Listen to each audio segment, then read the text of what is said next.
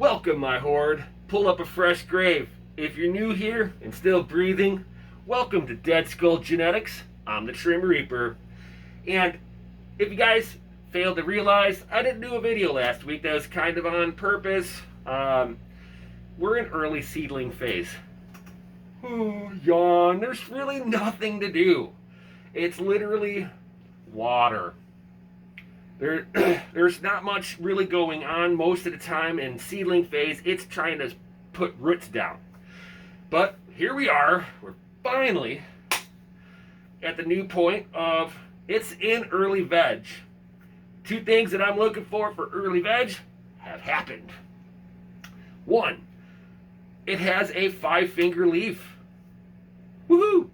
So that's the first sign that we are in early veg. The other sign is I have some roots popping out the bottom of the drain holes on 2 of the pots.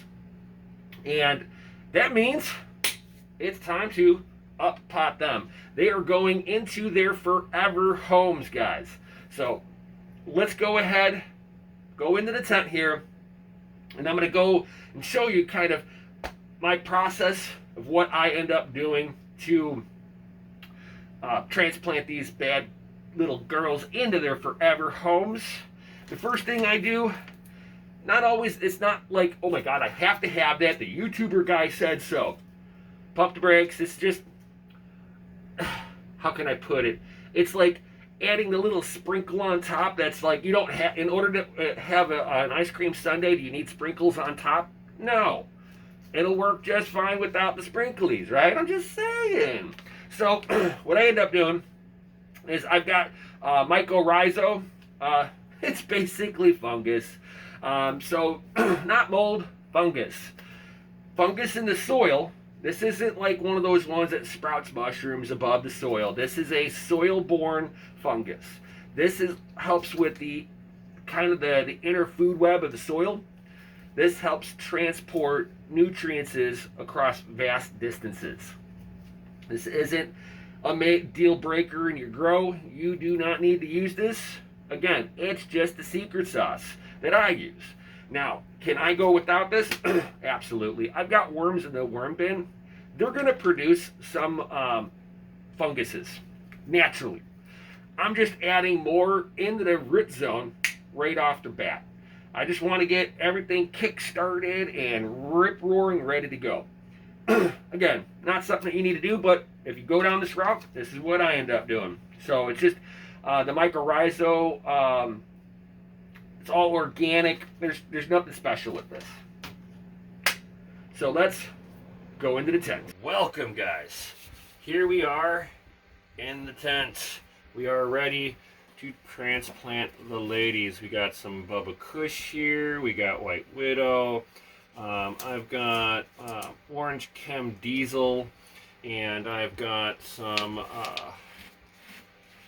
Z strawberries. So we're going to go ahead and transplant these. They are absolutely ready to be transplanted.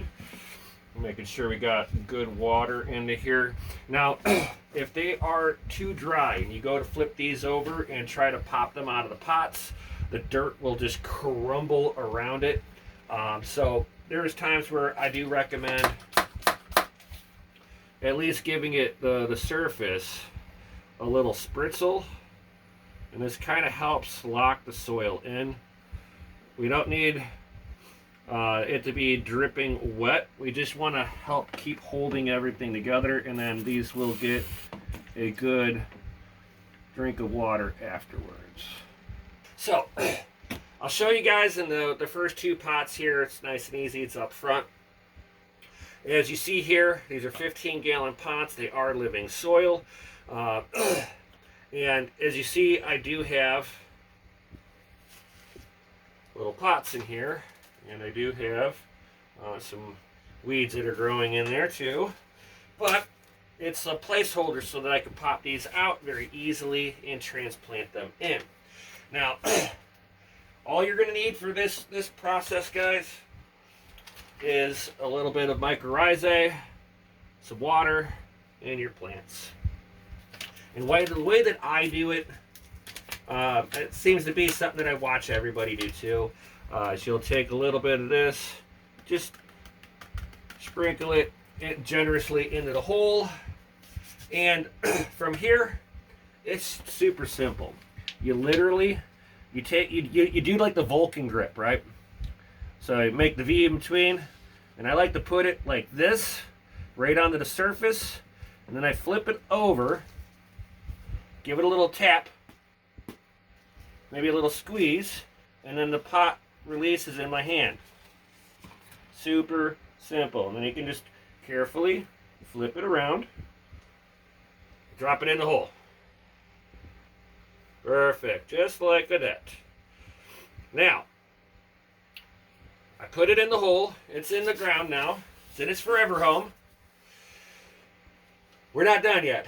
I still need to put some water on this. We need to, basically what the water is going to do for you, it's going to do two things. One, I haven't watered this in a few days. They can use a drink of water.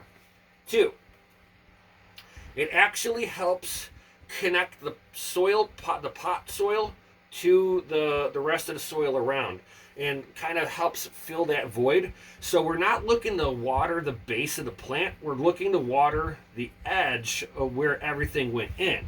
Now, does that mean you can't water in the middle? You can. You can water all the way up to this. I just say make sure that you're also watering the edges.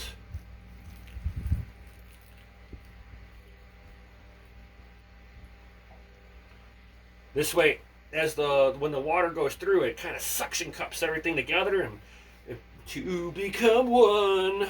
Yeah. So, and you don't have to put like a whole mess of water, and then if you really want to, you can kind of give it a little bit of a tamp. You're not trying to smash, not Hulk smash, guys. Just a light little tamp, just to make sure everything's locked in. And that's as simple as it is. I like to do this right before lights are off, so as soon as I'm done here, the lights are turning off. And then make sure, always, transfer your labels. It's just easy enough for me to remember stuff like this. So I put my label on the outer edge of the bucket, and now I know what is what.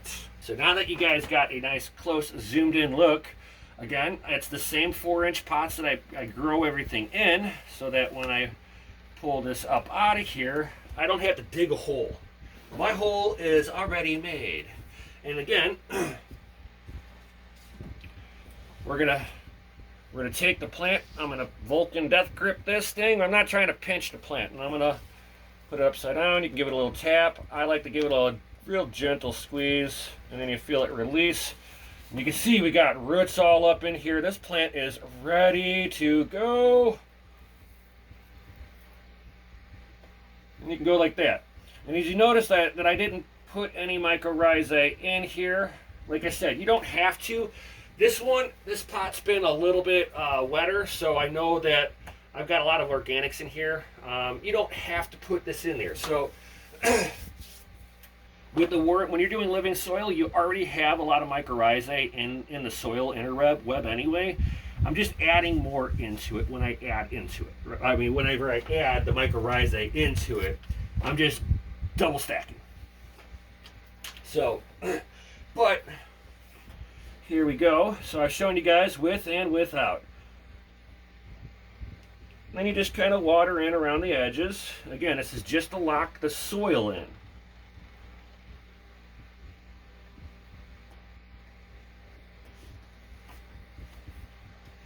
And you go in and give it a light little tamp.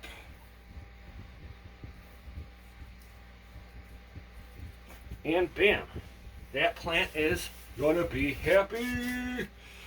We take the label again.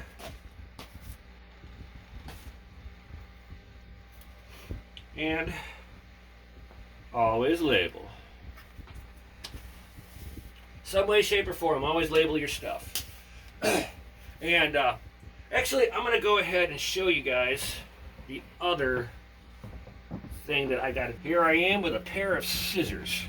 Yep, you're seeing this. This is all my cover crop here. I kind of do a little bit of a chop and drop system. because I don't want these plants to really be out competing the plants that I'm trying to grow up in here, right? So we need to cut some of this back.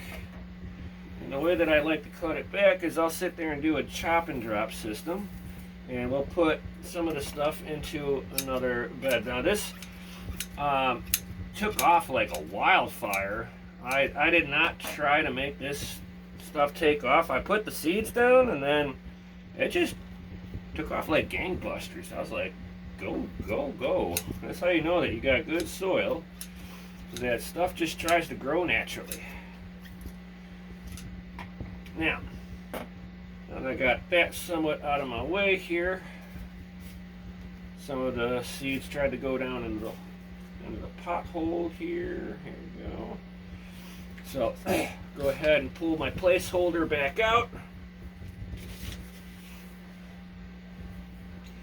And then we'll go ahead and, like I said, you don't have to put this in here. I just do just because it gives a little something, a little extra, right? And just remember that this other pot here doesn't have it in there. And will we see a difference in the growth? Probably not.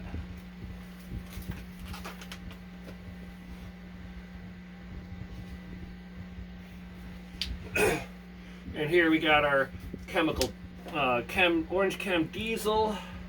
So we're going to go ahead and flip her over and get her out of here.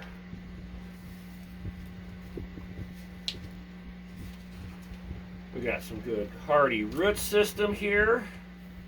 She's not root bound at all, which is nice. We'll go ahead and give her a good little tamp in here. And get some waters. So we always want to water our plants after we've transplanted.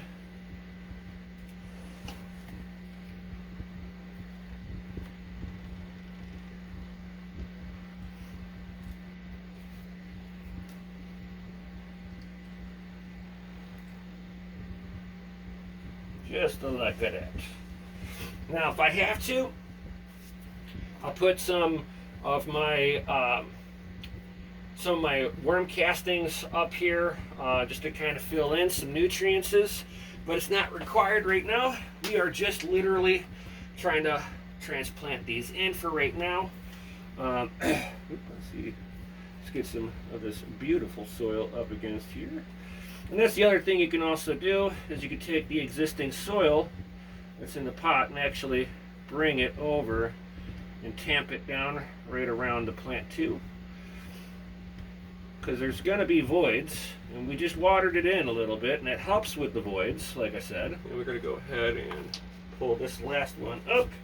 Oop, I forgot to put the label on the other one. Let's go ahead and do that now before I forget, because I'm good at forgetting stuff. Orange Chem diesel, and grab my Z strawberries. And flip her open. Before I do all of that, let's get some mycorrhizae in there.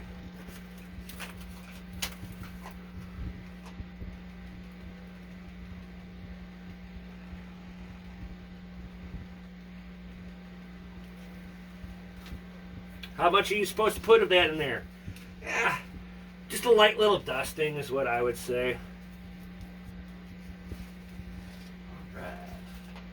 And we got some good roots here. Ooh, I like this.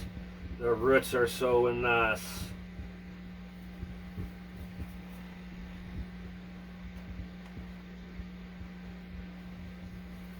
Okay. And I need to grab some water. So just like this, we give it a good drink of water.